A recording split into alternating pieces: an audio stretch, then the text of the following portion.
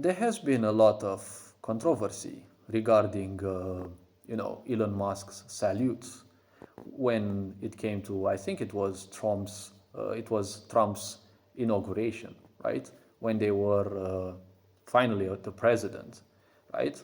And Elon Musk did that salute, which some people said it was a Roman salute, and some people said it was a Nazi salute. See, the very simple point is it doesn't matter how much emotion you spend into meaning, because let's take it, if we take it logically and if we take it from a realistic standpoint, the Nazis were not the first to have used that salute.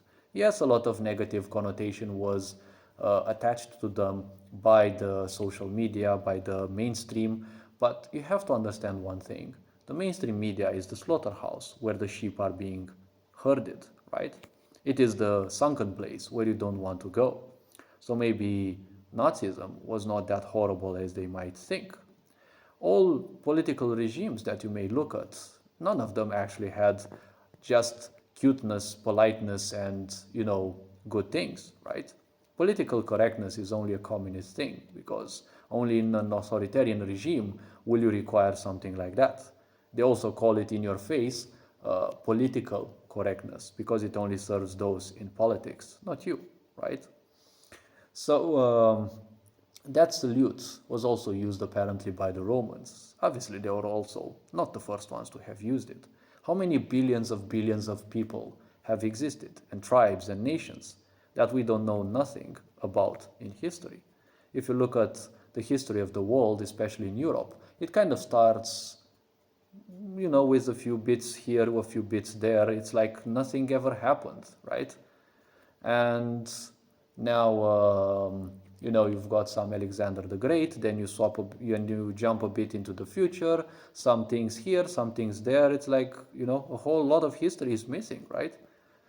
So that salute is definitely not only specific to the so-called Nazis. See, studying his behavior, I saw it as a provocation. Why? Not for the people who would hate the Nazis. Nobody cares about the drones in a society. But it was just, as I personally felt it from his behavior and such, it was a mockery to the neo-Nazi in the world. And one of the greatest examples is Zelensky, right? One of the greatest examples is Zelensky because, well, he kind of, well, many times appeared in his interviews with an Iron Cross, which also is considered or was used by the so-called Nazi forces, right? But nobody cares about those because apparently Zelensky is the good guy, right? You always have to portray the bad guy as the good guy, right? So I saw that as a mockery towards these fuckers, right? The Zionists even, because they are somewhat supporters of the so-called neo-Nazism, right? Extermination of everyone who is not like them, right? That's one of the principles that I understood neo-Nazism is all about, right? It's all about a fake aspect of fighting neo-communism, but neo-communism and neo-Nazism are actually Bolshevik aspects. They are Bolshevik creations. They're both related to control, deceit, and separation of people, and ultimately exterminating those who are deemed unworthy.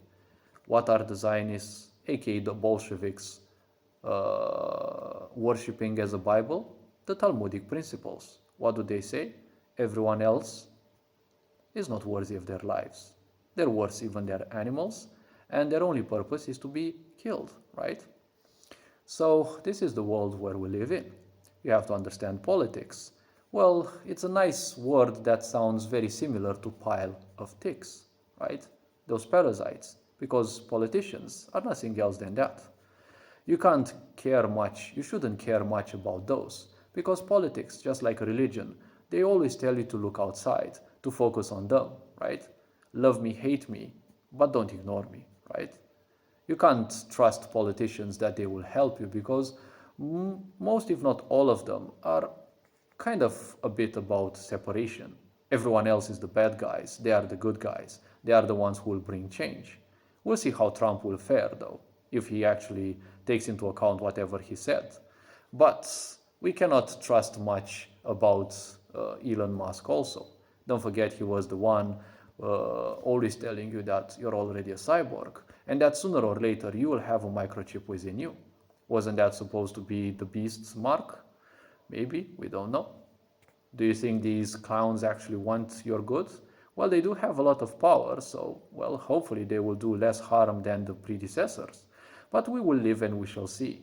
But don't take into account whatever they're doing, because they're just clowns. You know, in order to keep the masses ignorant, you have to keep them distracted. Don't forget, distracted means you're focusing on anything else but you, but your life, right? When someone does something, right? Well, everyone will get pissed, right? So many people will get pissed. What does that mean? That you're giving your attention to someone else. Whoever angers you controls you. Whoever confuses you controls you. It's all just a little tactic of vampirizing you of your energy, because this is what the sick society is all about. Shakespeare wrote about that 500 years ago, that the whole world is a stage, right? They had a spectacle a long time ago where they had people dressed in demons, they had their skin painted in red. It's all about a charade. It's all about making fun of everything. Especially the more holy it is to you, they must make a bigger fun of it. So get on along with it and live your life. Focus on what you are and what you want to become. All this being said, hopefully this video raised a bit of awareness. You are appreciated. Take care. This being said, Ferenc on board, signing out.